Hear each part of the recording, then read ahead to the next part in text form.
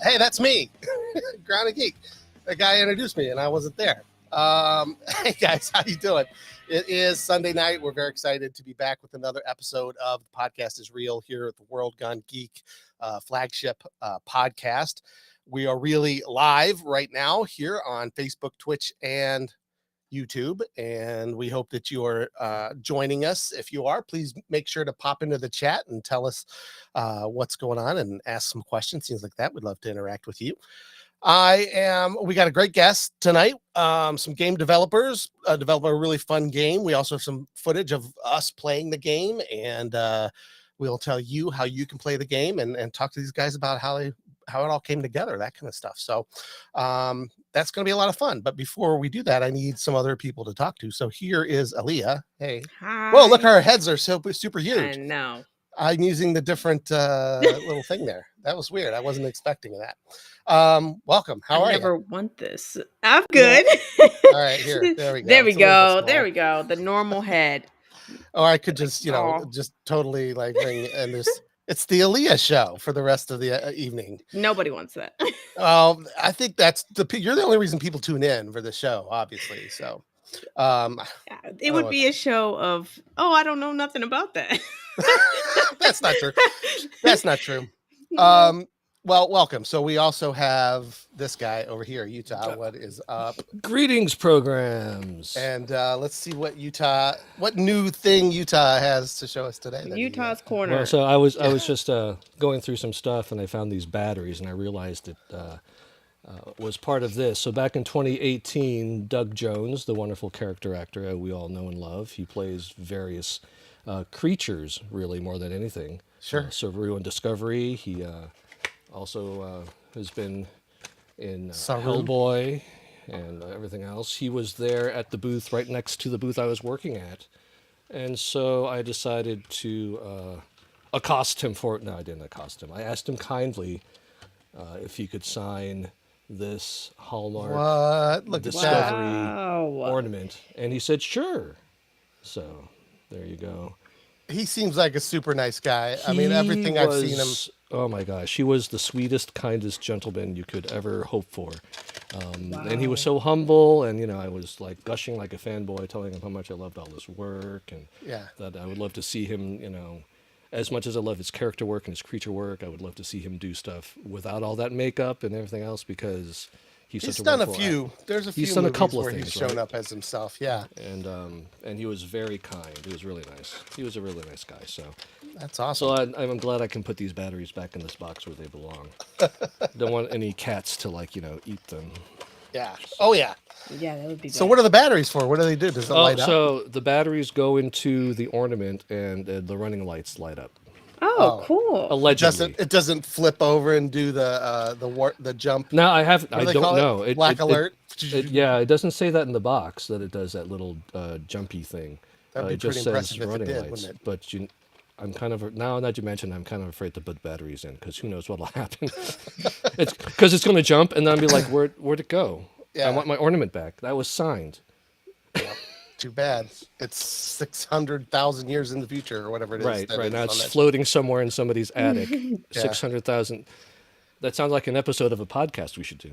Yeah, right? I was thinking the same thing. Well, so some of the exciting things going on in pop culture this week. The most exciting, I thought, I was not expecting to like this as much as I did, but Chip and Dale's Rescue Rangers. Oh yes, on Disney Plus. Did either of you guys check this out? No. I saw it on there, but is that a collection? Is it a collection? No, that's on there too. The original show that was on Disney Afternoons back in the day. But they have an updated reboot that is about Chip and Dale, the actors who starred on that show, rather than the actual. Oh, that's how they handle it. Rabbit kind of spin or whatever, and I was really funny. The amount of pop culture references in this video, in this one movie, are just off the charts. Hey Jeff, why don't you show us on your face how funny it is? No, I'm just gonna keep looking at you. Okay. All right. But no, it's really funny. It's really great. Here, I'll just put me up here. There we go. This is what people are tuning in for. So anyway, the show is great. It's a great movie. I think that you will really enjoy it. You should check it out, Utah. Especially because the references are going to be hilarious. But Aaliyah, I feel like you're going to get a lot of the references too. It's really, really funny. Because there's all these animated characters with live action people. What's that? Is it very meta? Oh, super meta, which is my favorite. I think like in the whole thing is missing something. What do you mean? What is meta? Oh, well, Meta. It's a big company that's owned by Mark Zuckerberg, who also owns Facebook, and I know what that is. There's something called the metaverse. It references itself and references the current things. It's like it's like I thought this was a new thing that I just did not. It's sort of tongue in mentioning the things that are actually going on and whatever. Got it.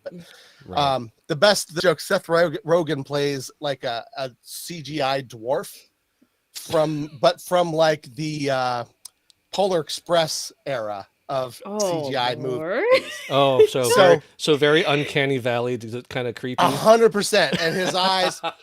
And like dead. They were so creepy. This is not a spoiler because it's in the trailer. It's in the trailer. You've seen it. He actually gets knocked down, and the CGI Pumbaa, who also Seth Rogen, pops on his chest and is looking, and he goes, "What are you looking at?" And he goes, "I'm looking at you." And he goes, he's like, "I couldn't tell. Your eyes are kind of like." And it was just there were so many references. They even referenced at one point. He's got those Polar Express eyes. The Polar Express eyes. So stuff like that. That's great. A lot of jokes like that. A lot of humor about like how the animation is done and that. Dale is in 3D like CGI. I saw that. Dale's and Chip is still 2D. Yeah. Because Dale had the CGI surgery. Okay. So yeah, he's like, no, I had the surgery. Anyway. Okay, that's funny. It seems like this is going to be really dumb, and don't get me wrong, some of the things were dumb, but in a good way. Like the point was to be dumb, right? It's Chip and Dale. The end of it is just so great. It's really, really funny. When I saw the trailers, I'm like, I actually wanted to see a Rescue Rangers reboot, like an actual Rescue Ranger. They go out on adventures, do things. This looks silly, and it was, but in such a great way. So I enjoyed it. Just check it out. Streaming on Disney Plus, yeah. It is, yeah. Disney should totally pay us for all the things that we say about them, right? Right? We should get like free subscription. There we Definitely affiliate. Every time I say something about Disney Plus, we get another. If only that was real dollars. Yeah, 1/100th of a penny that we get every time. Right. Off of my Disney Plus Express. Well, if that's the case, then why aren't we saying Disney Plus more Disney Plus? I don't know. It's just Disney Plus. I mean, Disney Plus. We should Disney Plus say Disney Plus all the time. Disney Plus. If we're getting Disney Plus, 1/100th of a penny Disney Plus by every time we. It would take way too long to actually even get an actual penny. We don't have enough time in the show for that. That's fair. Anyway, check it out. It's funny. It was way better than it has any right to be. I thought it was great. So cool. I can't. What else? What else? Anything else this week? I have literally just been trying to beat Zelda. That's all I've been doing. Which one? Breath of the Wild? Breath of the Wild? Breath of the Wild. And I'm really upset that they delayed it, but that's okay. That's all right. The sequel, you mean? That just gives you more time to finish. That gives you more time to finish this one. First one before you can play the sequel.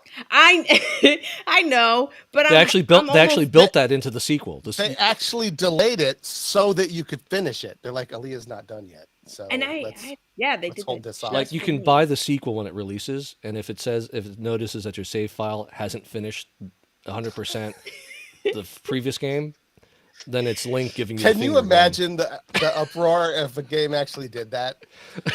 That would be people would be nobody would play about microtransactions, right? Like or not having all the game until you buy the DLC, like some games have done in the past. Right, where they ship the actual data, but you have to pay to actually unlock even parts of the story. Assassin's Creed. One of the Assassin's Creeds actually did that, which was pretty bad.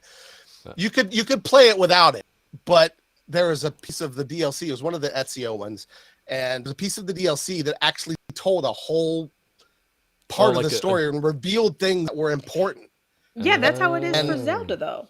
You could have played it without it, but people were like, "Man, you don't have extra stuff for Zelda." You can. You can, but you don't. You have to complete the game without any of it. You just have to finish the game in order to play the sequel. Yeah, the entire game's story is complete. Like there's nothing else. Now you can have other adventures in the DLC, but not the main adventure in the game completely 100%. Right. My favorite DLC. And that's the way it should. My favorite DLC for Breath of the Wild is the Rescue Ranger one. I don't have that. Chippendale. One. Yeah. Could you imagine that? Chippendale. Aw. All right. Speaking of video games.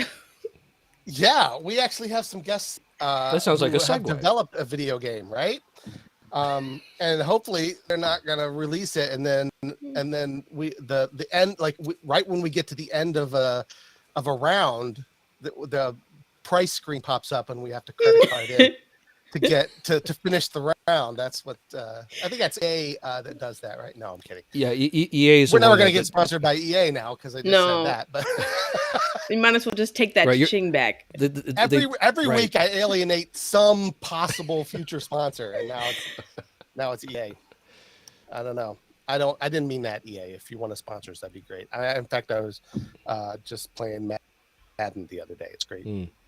They'll sponsor us in microtransactions. They'll give us a little. They'll give us a little bit of the money at a time. Yeah. We sell advertising space at you have to buy 500 credits, but everything that you want costs 600 credits. So you have to buy 500, but they only sell them in 500 and 1,000 instances. Right. You get so 500 you have to buy 1,000 in order to You get 600 one. Mm-hmm. Now 400 you can't spend anywhere. Right. So you're like, you just have to spend another 500. There's $600 credit thing. So you 400, you buy the 500. Now you've got 900. You buy the 500 thing. You're back to 400 again. Now you're back to 300. It's the hot dogs and hot dog bun thing. 100%. What? It is how they. What do you mean what? You don't know this, Aaliyah? No, they don't do that anymore. Oh, they don't. That. I think there was a federal. They had to pass a law. What is a hot dog and hot dog buns? They used to sell hot dogs in packs of what? 8? It was like packs of 12. Or no, 8 packs of. Or the buns were 12. One of them had. They were uneven. So if you bought a pack of an 8-pack of hot dogs, but they didn't have 8 packs of hot dog buns. They were either 6 or 10 or 12. Yeah. So you couldn't just buy a pack of hot dogs and a pack of hot dog buns. No, you couldn't do that. You had to find the right combination, and then you had to invite all your distant relatives. You had to open up hot dogs. You had to open up the hot dog bun pack, take 2 out, and just take the rest. Yeah, that's what Martin did. That's what Steve Martin did. Getting rid of the superfluous buns. Sorry, that is one of my favorite all-time movies. So that's I remember that scene so much. I'm gonna cry. Are you crying? Are you crying because transactions work? Are you crying because you're angry because of how the mismatch? Are you sad because of the mismatch? Or are you crying out of happiness that they passed a federal law to require that the hot dog buns match the hot dogs? What do you? I'm trying to figure this out, Aaliyah. We broke Aaliyah again. At least once every 3 or 4 episodes, we have to break Aaliyah. And this was it. Just put me in the green screen. I know. I think we'll leave you out here. But I'm right about the way that works, the way they're priced. It's so even the new Evil Dead game we're playing, right, Utah, the other day. We're probably gonna play that on Friday for our next Friday Frights thing. If you want to buy something in there, it's the same. Like if I want like a skin or some sort of different outfit for my character, it's like $600, but I can only buy in like $500 increments. Right. And that so is insane. They hook me. They got you It's for like $500. no, the little. Did I say dollars? I probably did. But no, you have to buy the little credits, and it's like $5 for 500 or whatever. But, Oh, okay. but you got to buy 1,100 to get your $600, and then you're back and you've got 500 that you can't use. Blah blah blah. 42. It's it's one of the worst. It's the one of the worst things that happen to video games. So, it drives me crazy. So let's talk about one of the best things that happen to video games. There we go. Which is this going new to the game other that we end of the played. spectrum. Yeah. Tonight we have some game developers from Rustbit on the show, and they have a demo on Steam right now that you could go out and try. It's a game called The Grip of Madness, and we have a clip. We played it. We streamed it Friday night.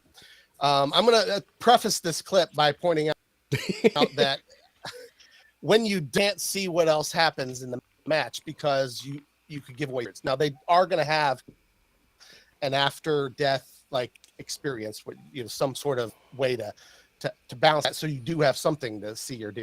But for now, like you're just dead, right? And you're in the dead screen until the match ends, and you just hear everybody still having a great time.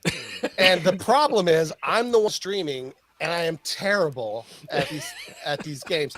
Especially the keyboard. Like if it's controllers, I have a little bit more luck when it's a controller-based game. But if I have to use the keyboard and mouse, I'm very, very bad at it. And so I died like constantly. Like Jeff almost is still immediately. Letters. Yeah, almost. Well, no, you can even if you watch the stream, you'll see me like running around, and then one of the tears appeals in the ceiling, and you have to look up at it and press E to like make it disappear or whatever. And you couldn't. But you can see me going. Where's the? Because I'm looking for the E.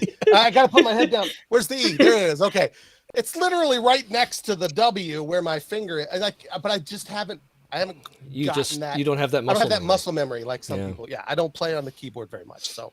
We're gonna, that's fair. But it makes for some entertaining. It makes deaths. It's great content. Yeah.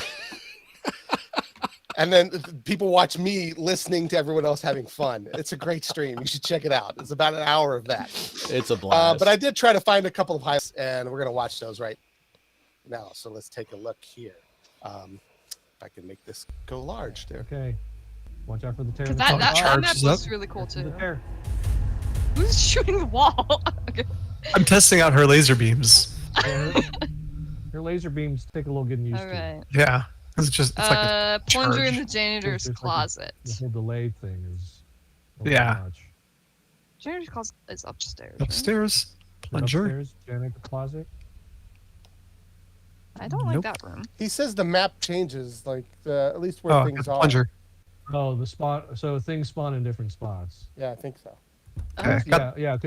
So I'm gonna interrupt here. So this is what I was talking about with you guys before this show even started. I literally just walk around in circles for most of this game. Like I don't know where I'm going. I don't know what I'm supposed to be looking for, because the ritual objectives show up when you close a tear. But I told you I can't close a tear because I don't know where the E key is. So you didn't have any objectives. No, look, ritual objectives.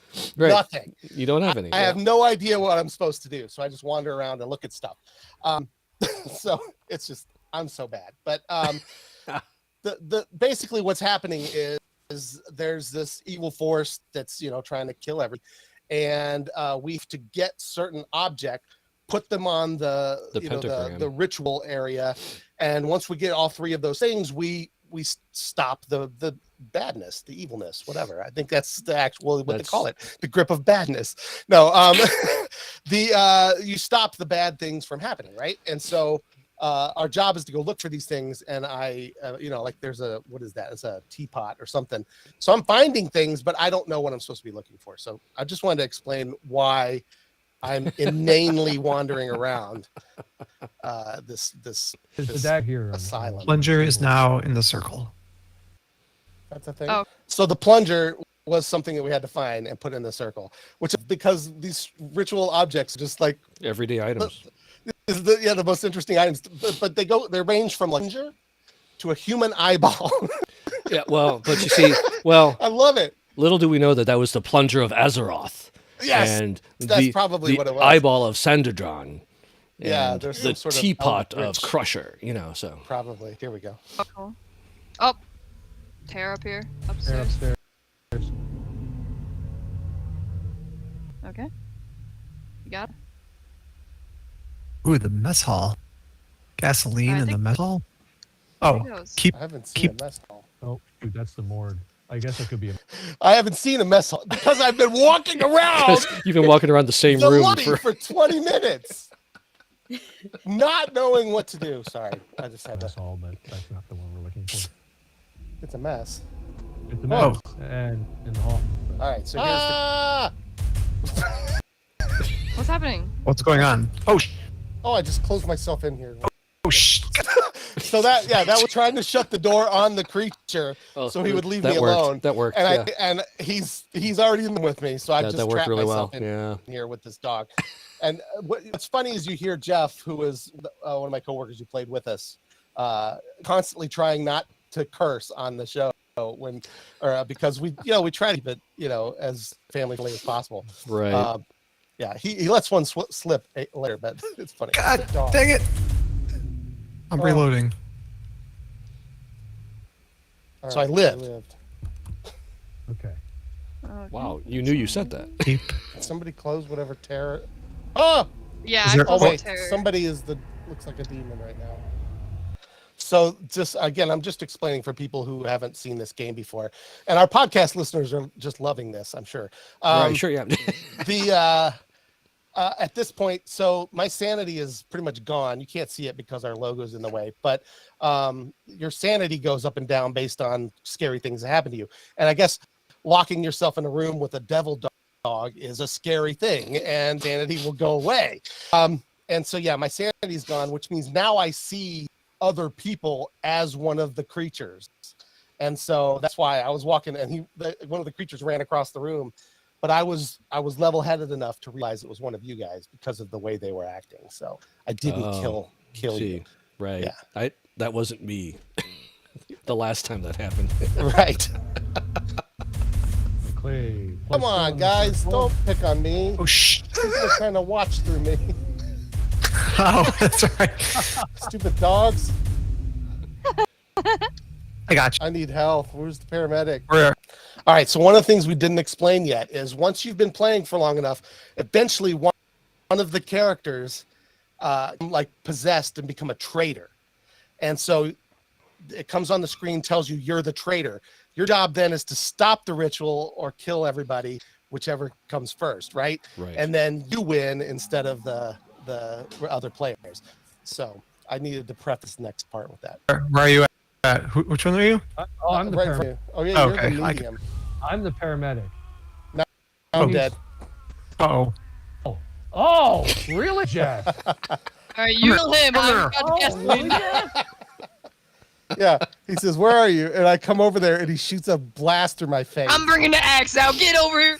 Hey, no camping the stairs with your charged beams. Come here. Oh, no. No. Where'd you go? Serpentine. Oh, Get him. Ow. load. ah, dang it. Got him. Okay. Ball. Get the dogs. Jump. Oh man, you guys are putting up a fight. She's putting up a fight. Oh, but the body blocking the door. Of course, the demon. Oh, got him. Oh, so that was us. We're all dead. Libby's the only one alive, and so we're all listening to her fight what's left to try to win the game. That was one of the ones that we actually won, as the survivors or whatever, as the good people. But it was pretty fun. It was pretty good game. There's a little bit more, but we've been going on for quite some time here, so I want to make sure that we get a chance to talk to these guys. Bring that off right now, and apparently we're going to look at you talk. There we go. Let me get rid of that. All right. So let me welcome to the show Ben and Patrick from Rustbit Studios. Welcome to the show, guys. We're so glad Hey. that you could be here. Hello, You guys hello. are. How's it going? We're all in weird places on the screen. It's confusing the heck out of me. So let me just move everybody on. There we go. Welcome. That was really fun. We had a lot of fun. Even though I was terrible at it, we had a lot of fun playing the game. Can you tell people really quick, just kind of an overview? I tried to give people a little idea of it, but if you could give from your guys a little overview of the game and where it is right now that they. I think you really nailed it. I mean, the main points. Grip of Madness is a cooperative first-person shooter with a trader mechanic. So if you play games like Among Us, or if you're a board gamer, Mansions of Madness and stuff like that, we're sort of porting that over to a first-person perspective. So you and your friends, you team up, you go into one of these locations that are being overrun by beings from another eldritch dimension, and you're fighting them off, closing the tears, and then trying to determine the steps to the ritual in order to win the game. But somebody's not working out with the rest of you. At some point, they become possessed, and you heard it there. They can shoot you. They get special abilities to make it harder for the rest of everybody else. They can screw up the ritual by like hiding items and moving them away, or just lying about stuff. And to give them a lot of cover, you've got those madness effects. People will start hallucinating and seeing other things as monsters, seeing things that aren't there, or seeing the items as the wrong items. So That's a thing too. that's a thing too. yeah. Oh my gosh. So you'll pick up something, you're like, I've got the plunger of Azeroth, as you were saying there, Utah.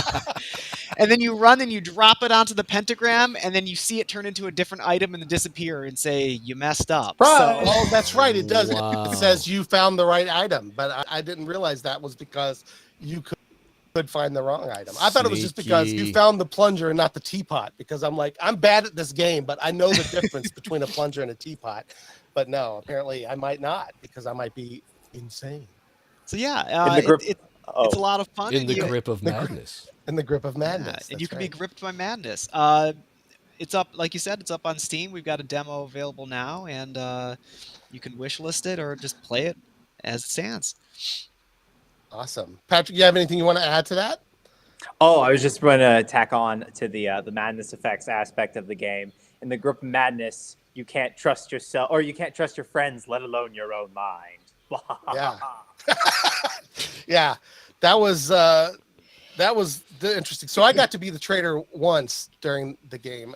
I think it's funny. I want to tell some of the stories of the game. I don't want to show them necessarily, but one of the times I became the trader, and Libby accused Utah of being the traitor for some reason, and like shot at you like as a joke. And I was standing behind you, and I was like, oh, it's Utah, and I just went boom, boom with a shotgun, and he was dead. So I like killed him immediately, and then we kept playing. And but then I died somehow. I forget how I died. But because that was the next step in my adventure. Somehow I died, and they were still playing, and they're like, but wait, if he wasn't the traitor, who was the traitor? So Jeff must have been the traitor. I'm like, I was traitor. So I'm in death still. You're still playing. Deceiving. I'm still playing the role of traitor. Yeah. So, but I thought that was interesting, because there's a lot of different ways you can strategize in this game. Like, as we saw in the other clip, which I'll think I'll still play it, but not now. But there's another clip where Libby finds a strategy that ended up winning pretty quickly. Well, Jeff states a strategy, and Libby uses it against Jeff, him. the other Jeff, not me, Jeff. We're gonna confuse people. There's two Jeffs in that game, but Next time we play, the we're all other just Jeff. going to be named Jeff. Yeah, let's just do that. There'll be really like sanity levels will go crazy. We'll be Spartacus, except Jeff. So right now in the demo, there's four. You can be four different players, right? Four characters. Four characters. But going to be how many characters will be in the final when this is done? Or how many playable like at one time? How many players can play at one time? So currently, right now in the exact demo, like you mentioned, there's up to 4 players. Eventually, we want to expand that up to 8. Nice. So we're believing. I don't know why I'm doing this. We're thinking that's going to be sometime around early access release. Cool. We're going to be adding on more characters later on. So we're thinking of like ideas for 1980s horror tropes, such as like a pizza guy, a private investigator, a metalhead, and what was the last one? Oh, the jock. Right. So Nice. There's always the up job. to 8 players. Yeah, I think because we were talking about afterwards that with 8 players, it's gonna be insane. That's gonna be great because like it was just It's gonna be chaos. in a good way. Like I was like, so if it's only 4, like it's pretty easy to like, it's almost too easy to figure out somebody's there, and you can win so fast, like Libby did, because there wasn't that much to like stop her really. Like she was, because there's only 4 of us in there, and she was able to like kind of pull the wool over our eyes a bit. But yeah, I think it's going to end up being like a really insane. And will there be more than one trader? Yeah, at I was thinking that same thing. So we plan to have the number of traders be hidden as well. So maybe there's 1, maybe there's 2, maybe if there's 7. Things are going really bad. Yeah, maybe everyone's traders. That would be my luck. Sorry to say. Everybody's a trader, but me. You're a trader, and you're a trader, and you're a trader. Oh my God, that would be out of control. So tell us a little bit about Rustbit. So how did you get into doing this? Like, how did you come together to start making games? Oh boy, that's a long story. So I guess I'll start. So I met my boyfriend about 4 years ago now at this point, and he's really big into programming like he really likes game programming in particular. And so he was like, Patrick, why don't you come and make a game with me? And I was like, sure, why not? I'm a programmer too. We'll have fun with this and everything. So we ended up joining one person and ended up going down south, and we ended up jumping ship from that startup to another startup, which is actually where we met Ben and our other artist, Lexi. We kind of all gathered together in that startup. It was a machine learning for games startup and everything. And about last year, we had some disagreements about where the company was heading and everything. So the 4 of us decided to jump ship from that startup and found our own company, Rustbit. And so, we knew we wanted to build like a PvE co-op game of some sort. We knew we wanted to be horror. And then Ben kind of came along and was like, well, I've done the social deduction stuff before, and I think it would be a really interesting experience. So why not throw that in? And that's kind of what's led us to this point today. Yeah. As we were kind of saying, it's sort of like Among Us meets Dead by Daylight kind of thing. You know what I mean? It's like everybody's trying to work together, but then you've got that one little bean guy. That one person that's sus. Yeah, that's very sus. Somebody actually said that. Like, the medium is a little sus right now. Yeah, you're a little sus. Yeah. Yep. But yeah, I love those kind of games. And when you say the board games, like Betrayal at a House on Honda or whatever, is one that comes to mind. Have you guys played that before? It's definitely an inspiration. I mean, my background is actually, I did freelance tabletop design for close to a decade. And I was just really lucky to meet up with Patrick and Michael and Lexi, the rest of the crew, and bring me in because, I don't have a lick of programming experience, but I've got that tabletop experience. So like that's my background, and there's so much more social deduction in the tabletop zone, and not as much here in video games. They're almost all pretty close to werewolf style, so we definitely want to, like, there's so many cool things that are in tabletop games that don't exist in video games yet, and we're like, well, can we take some of these ideas and sort of liven up the genre a bit with stuff that people haven't tried yet? That's awesome. You mentioned that so I think you mentioned 4 people so far. Is that the entirety of the group that's working on this? How many people are involved in Rustbit? That's our crew right now. 4 playable characters making this game. There you go. Yeah. So currently, and one of them is sus. Yeah, exactly. I wonder which one of you is the trader. That's a real risk sometimes. So it's the 4 of us, and then we're also part of a software accelerator program in Akron, Ohio.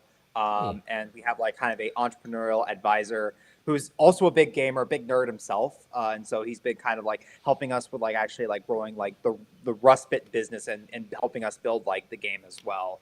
So from a kind of a mentor advisor standpoint as well. Yeah. So 4 of us on the core team. So Yeah. Nice. And so you mentioned Lexi. She's an artist, right? So tell us what she does, like, for the team. Oh dear, what does Lexi not do? Yeah. I feel like it's pretty easy to list out that. Well, she is like we mentioned, she's our lead artist. She does a lot of our 3D art. She has done, like a lot of the graphics that you see, like on the Steam page. Our banner that you saw at CGC as well last year, that was also done by her. Our logo was also done by her. Like I said, it's hard to list all of the things that like Lexi has not done. So. Yeah. So the characters, are those also her? Those are Yep. all hers, yeah. Because we commented on that like beginning of our stream. I know, like, we got in there and Libya's like really enjoyed, like, the atmosphere was really well done in that little asylum, and the characters are like, they don't have the uncanny valley like dead eyes, like I mean, they don't have eyes that necessarily They're not track Polar everything. Express. Yeah. No, they Yeah. actually they're a little characters. Polar Express. Lexi's she's working on improving them right now. They were meant to be placeholders, so we've been kind of going through and we'll build out some pieces and everything. We'll find the kind of things that we don't like and like figure out what they are and basically kind of start to replace them. And so as we go on, like we've gradually been replacing more and more pieces. For example, like in one of the new updates, the gun animations were not our favorites, to put it lightly. And so we've been working on some new weapon animations and whatnot. Lexi's also been working on making the characters look a lot nicer and look a lot more detailed and nicer and kind of fit in with the environment better. We've also been... We're also working on a logo redesign as well, which you'll be seeing here in the upcoming couple of weeks as well. And so got a lot of really excited stuff kind of in the pressure cooker right now. That's awesome. So how does a team like work together to make a game, like when you guys are sitting around the table and you've got this idea, like who does what, like how does it all kind of come together and then start programming? And is there a point where once they're programming, we're just kind of waiting to see how it turns out if you're Ben? Well, it's a lot of whiteboarding, Okay. So we get together. We'll have a good long discussion that are brainstorming sessions where we sort of figure out like what is our scope, what can we do, what can't we do, like what is a stretch, and what's easy to do. And then I'll usually take that and boil it down into a game design document. And then Patrick and Michael make cards. They're called cards, right? Yeah. Oh, I was just gonna add a little addendum there to your thing, Ben. You don't make a game design doc. You make a game design docs. You make like 8 game designs, and like we just like pick from them. We're like, oh, we like this one. Yeah, I mean, so we give options, and then it's really about trust and collaboration, because I was like, we're gonna do 1980s eldritch horror, and like what does that mean to you, Lexi? Like we really want this to have that sort of like video VHS era type feel to it, and then she just takes it and runs with it and puts together that awesome asylum that you can play in now. So we it's a lot of putting stuff up into our little secret behind the scenes Rolodex of everything that's happening, and we sort of weigh in on that, and we check in to see, like, is this going the direction we want it to? Is this not going the direction we want to? Is this feature working, or do we even need this feature anymore? So it's a lot of talk, and then people go heads down, do their work, come back, and then we check it over. And not only that, we've got the community involved. If you're on our Discord channel and you leave us That's feedback, right. we're so into like doing this open and collaboratively, because like we want people to feel, we want to make this the best experience possible. And if it's just the 4 of us, it's going to be a little bit insular. But like the moment we can hear what other people think or see or want to do, like we definitely take those things to heart and take a look at it. Yeah, collaboration is like really important to how we go about building the game. So it's like, Ben will get we'll kind of talk with Lexi and talk with me, and we'll kind of do a lot of kind of cross pollination. When it comes to the technical side of things, Michael will actually come to me to consult on ideas for how things work. So, for instance, the whole procedural generation system that we built out for the game. You saw all of the rooms shifted around and everything every single match, and it created a different experience every single time. And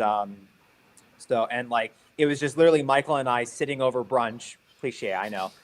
We sat over brunch and everything, and we literally just went through the entire design and everything, and we kind of figure out some core challenges, and really do we think this could actually work? And the answer is yes. It clearly works. Yeah, I love the procedural generation idea. I wouldn't know because I didn't leave that hallway. I did find some rooms, but if you told me they were different rooms in the last round, I would never remember that. Jeff's like, no, they're not. I went around that same room every game, the same room all the time. Exactly the same. Well, that's called the start room. So yeah. so that's always in the same place. But yeah, in fact, sorry. No, go ahead.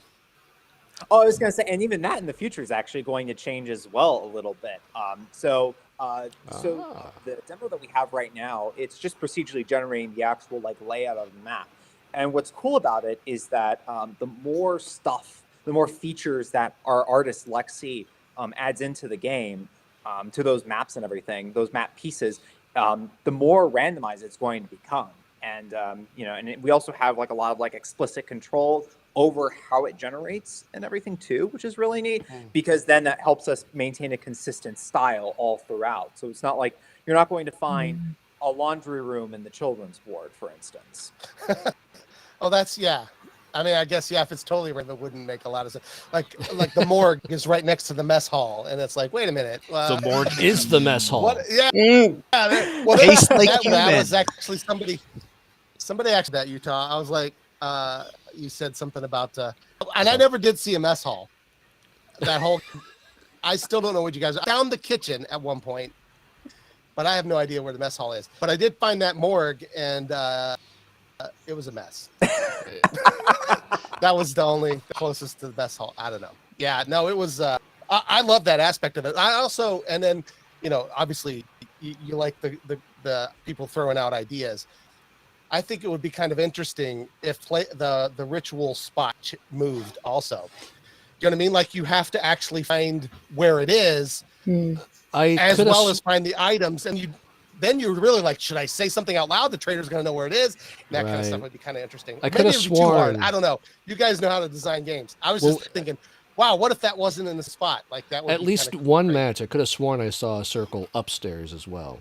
That's there to throw you off. But I mean, but it's not the real one. It's not the real one. But here's the thing: in the future, the ritual is going to be multi-parts. So it'll be 3. Finish one circle, then maybe do the next. Gotta circle. do another circle and another part. And not only that, the rituals are going to be different. It's not always going to be find stuff, bring it here. We're sort of putting in what Michael has sort of dubbed a crafting system, which is you're not actually building things, but you need to combine. So yeah, if you kill a brute, you might pull its heart out, and then you have to go find a place to go cook that heart. I like that. That sounds awesome. Right. So we're gonna have more complicated rituals. So the type of ritual that you're doing and the steps that you have to do to it will become more complicated, giving the trader more and more ways to sort of mess things up. And yeah. Okay. All that sounds like to me is that I'll be sitting in the "you died" screen for a lot longer.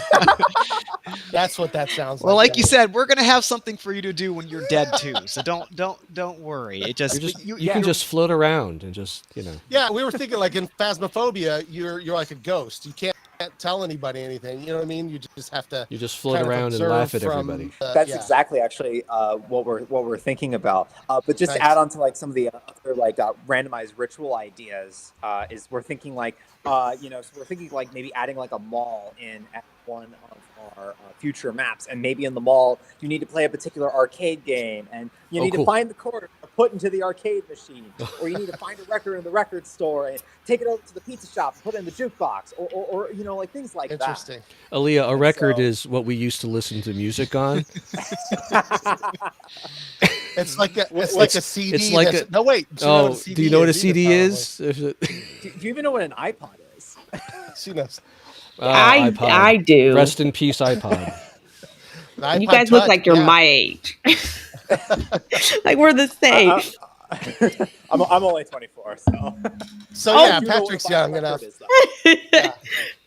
Yeah. Patrick's young enough.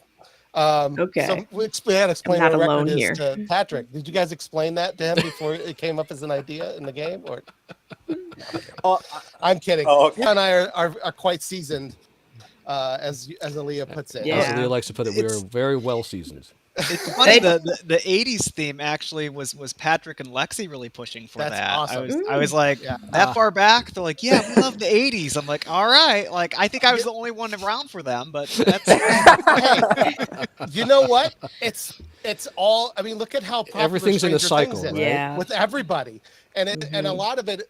The thing is, a lot of the people who were nerds back in the 80s Are now making the content. like me,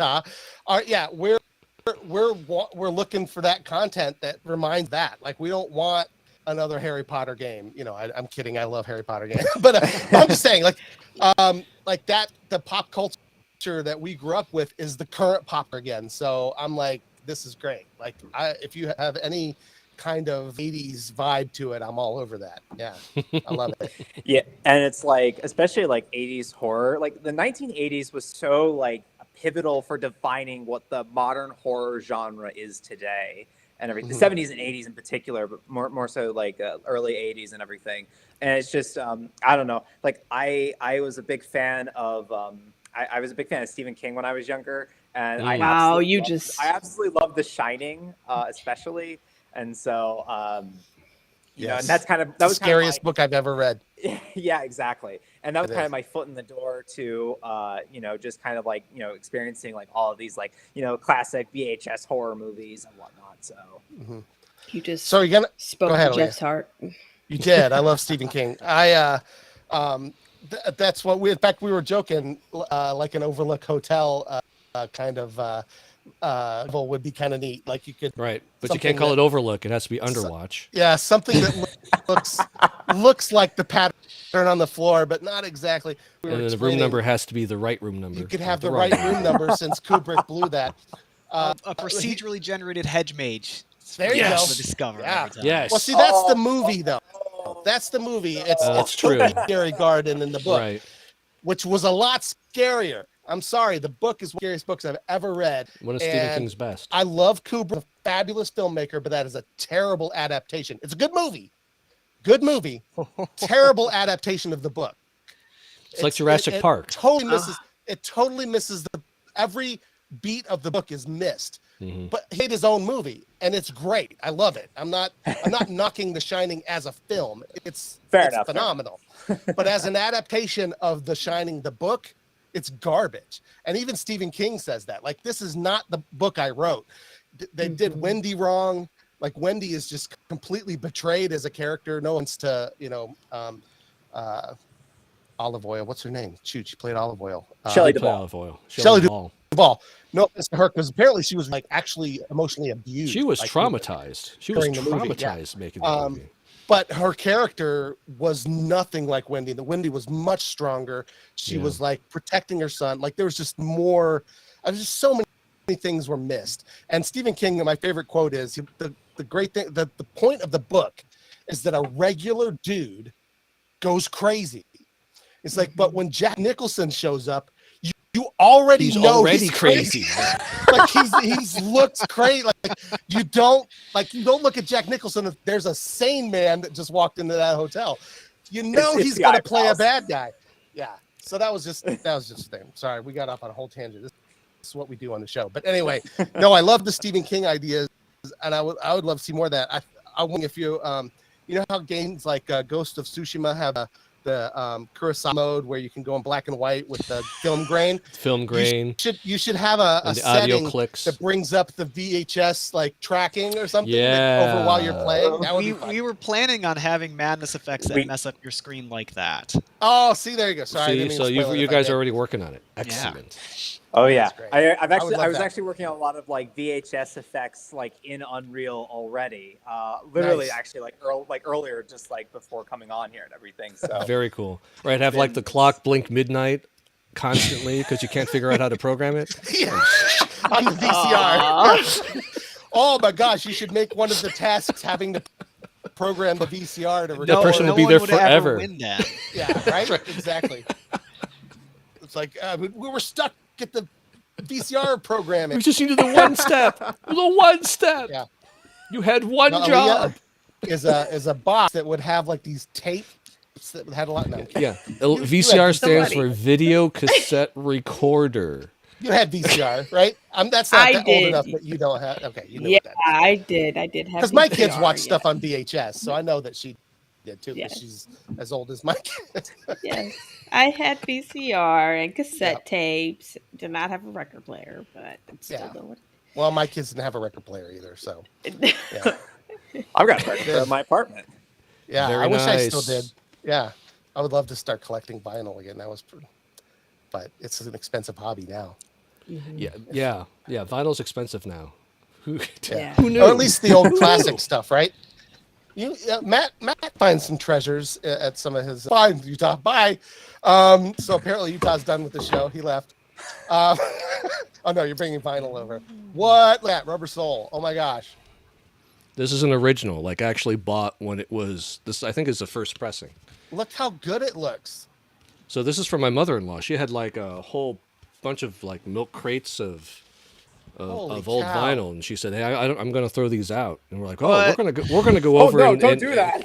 We're going to go over and Especially like. that Beatles Rubber Soul. How So, much? yeah, I pretty bet you- cool. have you looked on eBay? How much would that be going for? I can't imagine this would be a lot. I don't know. I don't think it's Really, an original pressing of a Beatles vinyl? I don't know. I guess there's a ton of them. There are a lot of they yeah. were It's, the it's most not popular like band like ever in the '60s. So I don't know. For English kids. Yeah. it's not like they made like only 70 copies of it or something. So there's probably a lot out there. They couldn't even get a decent haircut. Look at that.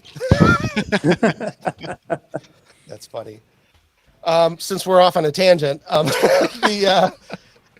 another thing on Disney Plus is Peter Jackson's Get Back. They found like Oh, that 60-some documentary. hours Yeah. of footage of the Beatles prepping for a show and writing an album, and it's basically 3 episodes that are about 3 hours each. Wow. And if you are fascinated by that process, writing process, and how they interacted, it's fascinating. I look great. I mean, there's some parts that are kind of boring, but we actually see them going through the processes. Lots of that parts led- that are pretty boring, actually. that led to them breaking up. Like you get to see it happen, and Yoko's there, and you're like, "No, Yoko, you ruined the Beatles." No, I'm kidding.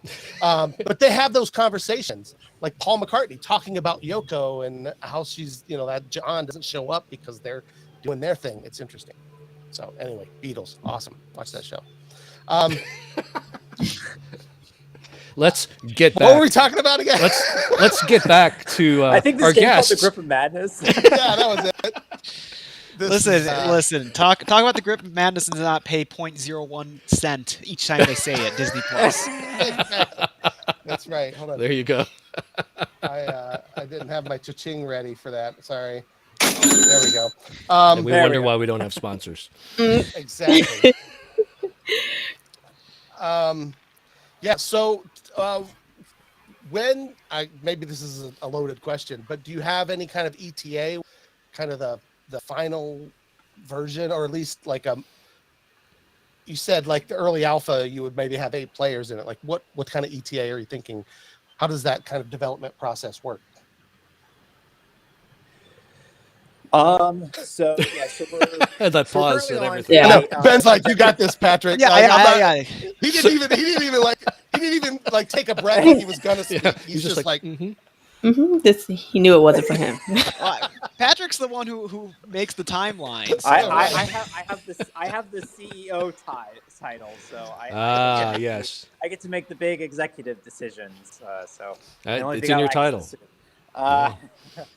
So I would probably say, so currently right now we are on a 2-year dev cycle. So the projected final release date, tentative right now, still an active work in progress. Fingers crossed. Yeah, is a July of 2023 release. Nice. Okay. So will we actually hit that? I Oh, mean yeah, that who knows? ultimately depends on just on assuming that no one turns traitorous against us and tries to prevent the game from getting done. But it can happen. Yeah. I do love how, like, I mean, and you tell me if this is a thing. Like, it seems like Steam is really becoming a great way for like independent developers to actually like go through that development, like get almost like beta testers to people that come in here and play it, because we jumped on Phasmophobia like right away. There's a couple of other games that were, I mean, I think even that game is still in it's still not fully released, right? officially released yet. But I love playing them. I love seeing that process, and you get in there and a little rough. Phasmophobia, oh my gosh, it was so rough when it first came out. It was fun. We still had a good time, you know what I mean? But I remember we were like, okay, yeah, this obviously they're still working on this. It was pretty funny. But yeah, is that a true statement? Is Steam kind of like, or are there other places that are helping independent developers kind of get out there? I would probably say like Steam is like the kind of logical place to go to for like a lot of indie game developers. I'd also say another place it's called itch.io. It's literally a website where you can just upload just about like whatever. It's primarily made for games and everything, but like also like people like upload like tabletop PDFs and all sorts of stuff to it and everything. And like you're able to like do a name your price thing. You're able to sell things, give out things for free on there as well. And you can also give out Steam keys there as well. So it's like, wow. I think so it's like there's like other places too, but like Steam is definitely like the very logical one and everything. And I think like Steam does a really, really good job with basically it does a really, really good job for like helping you get like things to communicate with players. So like they have like a lot of tools, like you can distribute your game out to curators, for instance, or you can publish events. So you can kind of build like a bit of a blog going on your Steam page, which is something that we've started to do now with the Grip of Madness. We actually we do these things called Friday updates, in which we just share something that's going on in the world of the Grip of Madness. So we recently just shared about like the concept art that we have for like our Jock character, for instance, or some of our upcoming events, such as this one. And so there's like a lot of like ways of communicating with players, discoverability tools, and things like that. I think Steam is a really, really good place for that for indie game developers. Yeah. And right now, I mean, your goal is to try to get people to wish list this. Does that help you kind of get more visibility? Yeah. Correct. Yes. So the more that's our goal right now, the better. Yeah. So it's like if you go to our Steam store page, steam.gripmadness.com. You can check out the game, give it a wish list. Means the world to me. So yeah. I'm pretty sure I witlisted it already. I know I must have, because I keep getting the updates and stuff like that. But yeah. Did you join the Discord server? You should join the Discord server. Hey, they play every Monday? Did. You guys still doing that every Monday thing? So that's actually something that we're starting up here. We call it Grip of Madness Mondays. Every Monday at 7 p.m. Eastern Standard Time. We're going to be playing the game on our community room. And so, you can join in, talk to us about the game. If you've got like a cool idea or any sort of feedback, any sort of bugs that we can find, just basically anything, to help like us, like as a community, build this game and make it like, the best game we can make. Very cool. Yeah. So how would I find it on Discord? If you go to discord.gripofmadness.com, there's an invite there and everything. There should be an invite. It's also on our Steam page as well. There's like a join our Discord with the Brute and everything. Yeah, Jeff, you need to be on there. It's a hopping place. Yeah, I'm so bad with Discord. Like I haven't quite figured out like what. Just to do go with to their that yet. website. Yeah. Yeah. Well, I typed it in wrong. Apparently, I'll do it out. But Discord yeah, is like non-corporate Slack, if you know what Right. Slack is. So we have a Discord channel also, by the way. So if you're out there watching and you'd like to join, go ahead. I don't know how to use it, so we don't do anything there. But you're welcome to come and join. Our Discord server is not as hopping as the Grip of No, Madness. I would love to what- get it that way. So if you're like one of those people who loves that stuff and wants to get in there and help me do that. Yeah, I don't know what to do with it. We use it for our stream team so that we can that's how we did. That's how we were talking on the stream that we showed earlier was through our stream team Discord voice channel. But yeah, I don't know how any of the other stuff works. Or I created a bot at one point, and I think I forgot. I got it to do something. This was like last year. Okay, Boomer. Yeah, I don't know. I am Gen Z, which is the greatest generation. We are Z generation. My mom is a boomer. That's right. But yeah, I'll have to get on there and check that out, especially if you guys are playing, because that's my goal. Is a lot of times we don't have 4 players. Like, we don't have enough people to, if it's just me and Utah, we already know that the other guy is the traitor. If it's not me, so. Well, And I don't have the equipment. Technically, the game does run at 2, and when that happens, there may or may not be a traitor. Interesting. Nice. Okay. So you sometimes can trust the person and not necessarily have to kill them off. So Gotcha. That's clever. Can they both be the traitor? Is there a 100% traitor option? Unfortunately, no, not yet. No. Maybe not. We're not certain yet. You guys are this is running on Unreal Engine, yeah? You mentioned Correct. Unreal? Yes, Unreal Engine. It's currently Unreal Engine 4. Okay. Because Aaliyah actually mentioned she doesn't have the equipment for it. I know it's always difficult to go cross-platform. Are there any plans to go cross-platform, like in the far future? Because I know, obviously, the Windows market is so much bigger than Mac or Linux in terms of gaming. So obviously, you would aim for that market, right? So. Well, okay. So I develop on a Mac. I'm a big Apple guy. So so currently right now, the game is not working on not compiling on the Mac right now. I am working on fixing that. It actually was cool. our hop over to our ProcGen system. There were some things with the code that wasn't working quite as well. So I'm going to go back in and fix all that crazy nonsense. So yes, the plan is PC and Mac first and foremost as like a cross-platform. I did get the game working in a cross-play setup, so like people on Steam could play with people on the Epic Game Store, for instance. Nice. So we could have them play together, for instance, and that could extend over to other platforms as well. So it's like getting that kind of functionality working is, I personally think, really cool, because it's like I love being able to just see people like play with their friends and everything, and being able to lower those barriers as much as possible to get people just trying out the game and everything. I think would be pretty cool. So Absolutely admirable. Yeah. Good to hear. Then Aaliyah can play. You can play with us, Well, I'll probably be like Jeff trying to find the E. right? Yeah, that's the worst. That's the other thing I think I asked during the night, and you said that eventually controller capability will probably be added as well, and then maybe I won't quite as horrible at it. You'll be like, "Where's the A button? Where's the A?" There's very rudimentary. Oh yeah, I said Gen Z. I meant Gen X. My wife just corrected me. Thank you, wife. She listens to me.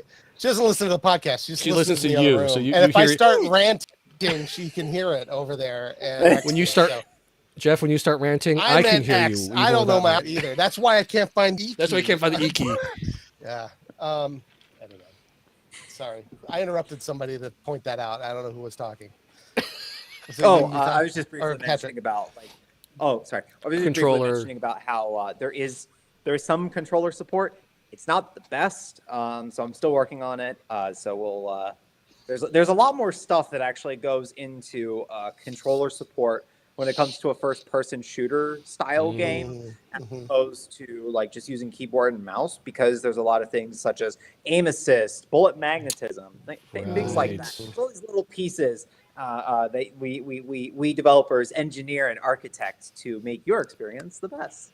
Right. And more things for the player to complain about. Yeah. Oh, the hitbox on this is terrible. Yeah. The RNG is like not my favorite today. Oh, there you go. There you go. Oh my gosh. So I know this is like, obviously a passion project for you, but is this do you have full-time jobs that you do in addition to this, or is it are you able to do this?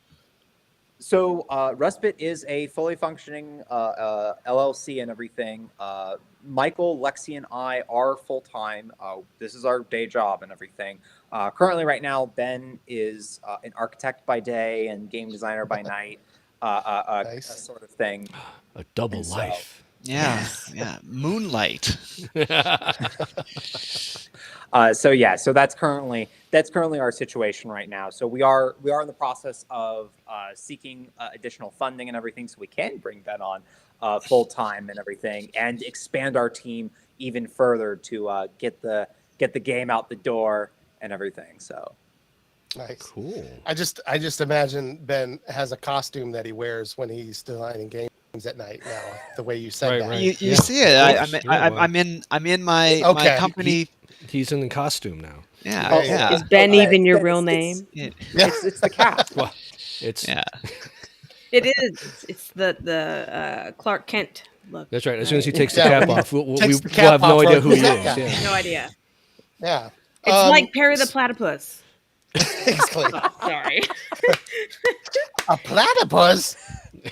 Perry the Platypus? Perry the Platypus? Oh my God. That was that's the actually best show. great. That was an impressive pretty good Doofenshmirtz. Yeah, that was very good. Do you practice I love this? that show. No, Same. I just randomly went there. I think it's because that's what I sound like when I start ranting. So, if he rants long enough, he starts looking like him too. No. So that's also a show that's on Disney Plus and is really good. So you should watch it. You should watch it. Phineas and Ferb. Just don't Google the live stage show of Phineas and Ferb that they tried to put on. It's a little creepy. A thing? Oh yeah. If you go on YouTube and Google like Phineas and Ferb live stage show, what? You might regret it. Is it as weird as the SpongeBob one, which won Tonys? What? No. It wasn't a Broadway show. This was like a touring kids show. Oh, worse. Yeah, I think I remember seeing it at or not. I did not see it. I saw things about it at a theater that's right down the street from here. Sure. Yeah. I didn't see it. It was a double bill with the Wiggles. I didn't see it. So tell us, we're coming up on time. So tell everybody where, first of all, where they can find you online. Obviously, you can find the game on Steam and wishlist it. That's the goal. Wishlist it. So if you're watching and even if you don't want the game, go wishlist it for right now. If you have Steam, wishlist it so that'll help them finish it. And then when it's done, you're going to want it. You're going to want the game. So it's a self-fulfilling prophecy. Exactly, because you're like, wait a minute, this has been in my wish list for like 2 years, and now it's out. I got to play it. I got to find out what it is. But tell people where they can find you online, and then I know you guys are visiting some conventions and things. Tell us where we can see you in person. Okay. So online, you guys can find us at gripofmadness.com. That is basically kind of our central hub for like links. So you can find our Steam, our Discord. If you want to check out the press kit, join the mailing list if you'd like to, and things like that. gripofmadness.com. We are going to be in Columbus at GDEX /Origins. That's going to be June 8th to the 12th. And that's going to be a really exciting one. That's a great con for games. Yeah. I've always wanted to go to Origins, so it's too fast. Like coming, I mean, I'm not equipped and ready to go that soon. But if it was like maybe July or August, it's a great con. It's one of my favorites. It's pretty amazing. I've been there once, and it's pretty amazing. You know what? 2 hours south. Yeah, and, you've got one of the biggest tabletop. Come on, Jeff. You know where Columbus is, Jeff. Yeah. I don't remember. It's been too long. you've got one of the biggest tabletop conventions in the nation, Yeah. just in your backyard down there. And now they've got GDEX, for the second year running, sort of like building up that video game stuff. So it's a sort of a geek mecca right now. Yeah, that's a good way of putting it. Yeah, I was too late. I would have tried to get media. I mean, we were just at Fan Expo a few weeks back or whatever here in Cleveland, and I missed that one because I guess I'm too fast. Colossal Con is next weekend, and I'm going to be at that, so I can't. I mean, I can't go to everything. But I really would like to go. In fact, I've been to Origins, to be honest with you. I've been to Con before, and Origins is new. But then Aaliyah wouldn't get to go to Con. But I guess you could still go. She could still go. She'd just go by herself, and then we'd have to go pick her up and try and find her because she'd be lost in Kalahari somewhere amongst all the women. And oh, sorry, go ahead. No, go ahead. I just bantered. I was just going to briefly mention that we are also going to be at the Cleveland Gaming Classic. That is, it's like September 13th. Oh, something like that. It's in the fall. That's all I know. Yeah, it's early September. So they're in the IX Center now. They're moving on up. The IX Center. I know, right? How about that? Much so we will be there. We'll actually have a booth. We're going to broadcast live from the very cool. actual event from the IX Center. But until you just said the date, now I'm worried that I'm not going to be able to make it. I don't feel like that's not from the IX Center. And the reason I say that is because I actually work with the guy who runs it, and that is the same time as our biggest conference of the year for our company. So I'm hoping that that's wrong, or that I'm wrong about when. Why is it not like on the very first page? I don't understand what's happening. Because they don't even know. Tom, what's September 24th? There we go. Okay. So we're in the clear. Gotcha. Yeah, we'll be there. Okay. I was going to say we need to do a live from the Ferris wheel, man. Right?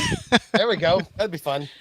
But yeah, this is where I met you guys first time. You guys were at Cleveland Gaming Classic, the last one, and so yeah, that was great. We had Afroduck on the show too. They were at CGC. They're also at CGC. Yeah, you got to see our old really shaggy demo. Yeah. Yes. Yeah. It had the mansion and everything in it. We were talking about that. I'm like, wait a minute, this is an asylum. We're the mansion because Libby remembered that we were in a house, and I'm like, oh yeah. And now that was another game where I died immediately when we tried that there, because there was these kids that I think come back and keep playing throughout the day whatever. The kids, they were like, there was this one kid. I think he was like in a Pikachu outfit or something like that. He kept coming back. We had this happen at GDEX too, where we had like these people that were they kept coming back like 20, 30 times just to play the game and everything. So they'd sit down with new players and they'd be a ringer and they would know exactly what was going on. That is exactly what happened. And he upped the trader too. So literally, I think I was in the game. I think I lasted longer than I did that first day because I was still figuring out like how to move around the room and I was dead. Like I'm like, what is happening? And we were unfortunately we were towards the end of the day and we had to go, so I couldn't keep trying. But that's funny. Yeah. But I was immediately just drawn to it because we love to play those kind of games as a group. Utah and a buddy of ours, Matt, and my kids. Like I said, I mentioned Phasmophobia several times. We love doing that kind of stuff, playing like the scary games that are cooperative. You know what I mean? Where you don't have to necessarily fight against each other. Obviously, someone does eventually. That's fine. Like I do, whether like by design or not, aspect. it just happens. Yeah, exactly. I like the trader aspect, but I love like the co-op. You know what I mean? Like mostly it's people working together to try to. And again, because I'm so bad at some of these games, like you let the rest go in there. Yeah, exactly. No, I like it because I don't walk in there and there's like 11, 12-year-olds on the speaker who are nice kids. Don't get me wrong. But they're so freaking good that I like. They're so good they keep on killing you, and then they insult you. Owning those noobs. Yes, that's me, I guess. But I've been playing video games. That's right. Since since Pong, right? Like it's how long I've been playing video games. Do we need to get paddle support for you then? Do you think you'd be Maybe. better Oh with that? yes, maybe Seriously, like I was in paddle a or clan. a 8-way joystick with one button Yeah. support. Yeah. You guys remember SOCOM? Do you guys remember that SOCOM? It was on the PlayStation 2. It was on Oh, yeah. PlayStation 2. I was in a Sony. clan. We were very good. I was very good at that game. But then Halo came along and ruined the first-person shooters as concerned. Don't get me wrong, Halo's fun, but it ruined first-person shooters. Like all the games now are Halo, and even Call of Duty is Halo, right? I mean, the respawns killed it for me. Like I like the idea that you have to strategize, try to win. SOCOM had 8-on-8. If you died, you were dead. You know what I mean? You had to wait till the round was over. Now the rounds didn't last, hours. It was just, but you had to watch and spectate while your teammates tried to finish the goal for you. There are stakes, right? Halo comes along and people are just running and gunning everywhere. They don't care. They're flying off of mountains. They're running warthogs over you. Like they don't care if they die because they respawn immediately. Like it's just there's no stakes, and that's why I feel like it ruined it. Yeah. Don't get me wrong, I still enjoyed it. It was fun. All the while they're yelling about jokes with your mom. Hey, I'm doing your mom. Yeah, and that's the worst. Like there's some of the worst of humanity are on the mix too. Let's just face it. Like that's the worst part. Yeah. It's, the Some of good the best- people don't bother putting the mics on. Some of the best insults I've gotten were from 10 and 12-year-old boys. Yes. Likewise, Who, likewise. And those are just in this home. Right, No. Anyway, so I just lost we lost all kinds of our audience who loves Halo because I said that. I love Halo is lots of fun. You lost don't get that me wrong. sponsorship too. I did. There goes Microsoft Studios. Halo 3 is one of my favorite games of all time, but it's because of the story, not because of the multiplayer. Like I like co-op, right? You could play. Utah and I played that. We had some of the best times ever playing Halo 3. I'm a terrible driver. Utah's always the driver if we had a game If together. there's any vehicles involved, I have to take the wheel. Yeah, because so otherwise... so don't put cars in in Grip of Madness. So in Grip of Madness, have an outdoor map where there's a vehicle. Yeah, that could be fun. Oh, no, gosh. never mind. An indoor map with a vehicle. I'm just thinking Yeah, of like that would be the programming involved for adding in a car. I'm like, no.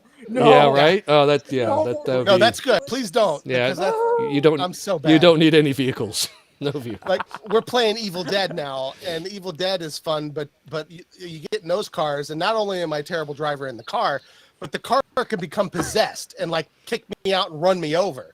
So like Yeah, Evil Dead's a great game. that's how my experience with driving is not the best. But we had a good blast in Halo 3. Halo's a great game. Don't get me Yes. wrong. But Halo multiplayer. it's not what I prefer when it comes to multiplayer. I like the strategy. I like the teamwork. And it's so hard to get a team going in Halo. Like everybody's just doing their own thing. They were trying to get the highest kill count, right? Kill death ratio. Yeah, very few people care about the objectives. Yeah, and so therefore I end up dying constantly. But in Grip of Fortnite Madness, is you another have to care about the objectives. Yes, you do. Yes, Yes, exactly, you do. which is why I love it. Even if the traitor is dead and everything, the ritual must still go on. Right, you Right. can still lose. All right, because is there a timer? Was there a timer involved? It's not a timer. We have more monsters spawning at quicker. Yeah, it Okay, could get so it's worse. just- So eventually you'll get overwhelmed no matter how Right, good right. you are. So Gotcha. Okay, so Yeah, sort of a eventually. timer, but We not saw really. it in the video clip that we showed that I got overwhelmed and was almost dead. By one. By No, there one. were two of them on Oh, me. two. And Jeff helped me kill them, and then said he was, and then said, like, where are you? Like he's gonna help me, and Eldritch blast me in the face. That was the thing. Yeah, you didn't get to experience the brute just doing a Naruto run style charge at you and everything. He must have with Libby because Libby said that. It's like she's charging at me. I just heard it because I was dead. But yeah. In fact, you know what? Before we go, let's play that clip. That last clip. Oh, here real nice. Quick. Still red. Oh, dude, he was body blocking the door. Oh my I had to god. do a little serpentine. Oh yeah, he That's slams like the doors and crazy. everything too. Yeah, he breaks doors down. What the heck? This is a new round. You backed right into me. I'm gonna accidentally shoot you. I shot Utah. There we go. Ran right in front of me. I'm trying to shoot. Did someone close it? Okay. What is it? What? Who closed Does it? anyone have it? I Find the didn't close hazardous waste in a hallway? I'm so effective. Look at me. I was reading online. Cop is looking sus, just hanging out in the pentagram. They're sus. I was reading online Interesting. on the No, we don't know who game the page. tour is yet. It doesn't happen for a little Yeah. bit. Yeah. But You- still. I mean, You can choose to disclose your objectives or not, so I suppose that could be interesting because like Oh, that's you true. don't Yes. you don't have to say it. You don't have to say what. Oh, there's a tear out in the big room. Okay, yeah, the eyeball sound is gross. It also looks Alright, at Yeah, I noticed well, that. that I noticed me that was. just picking up the eyeball over and over again.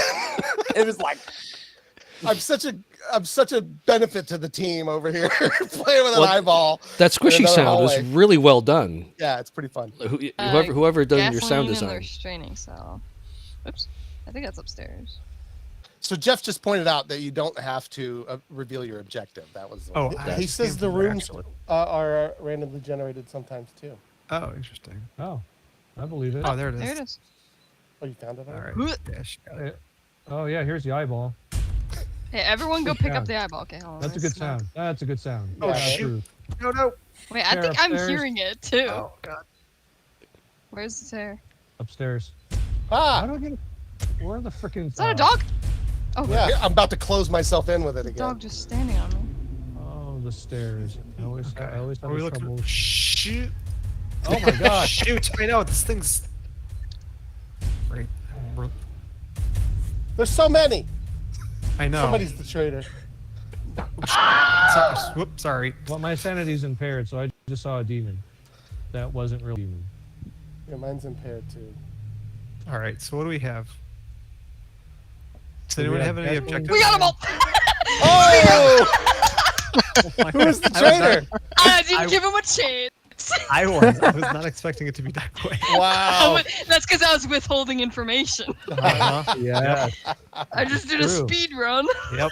That's an interesting strategy. So yeah, trying to figure out like what's the best way to do this. Libby used the strategy that Jeff had commented on. Yeah, I Right. used it against you. And I Thanks lost for to that. You used your strategy against you. Anyway, so that was the match that like ended in like no time at all. And I survived to the end of it because Libby did it so quickly. Nobody died. That's true. That's true. But I love that. Yeah, I just turn around and she just drops that teddy bear and it's like it's over already. Done. All I got to do was squish the eyeball. Anyway, Libby's really good at this stuff. She's good at these games. So She's young. yeah. Well, thanks so much, guys, for being here tonight. It's been a great to talk to you about this game. I can't wait to play it again. And I mean, I hope that you guys will stay in touch. It's obviously, I'm wish listed, so I'll be able to see some of the progress. But Did you join when the it gets Discord to 8 server? I didn't yet. I told you I was going to do it at the end. I went to the wrong site. It's hopping. I will. The devs are actually on there and they actually reply and they interact. It's pretty cool. Nice. Yeah. Cool. We like talking Yeah, to people. I mean, it's we would weird. We'll have to have you guys back, especially when you're in alpha, like you've got 8 play. Like as things progress, we'll have to wheel again, and we'll figure out. So I figured out a way that I can switch to other people's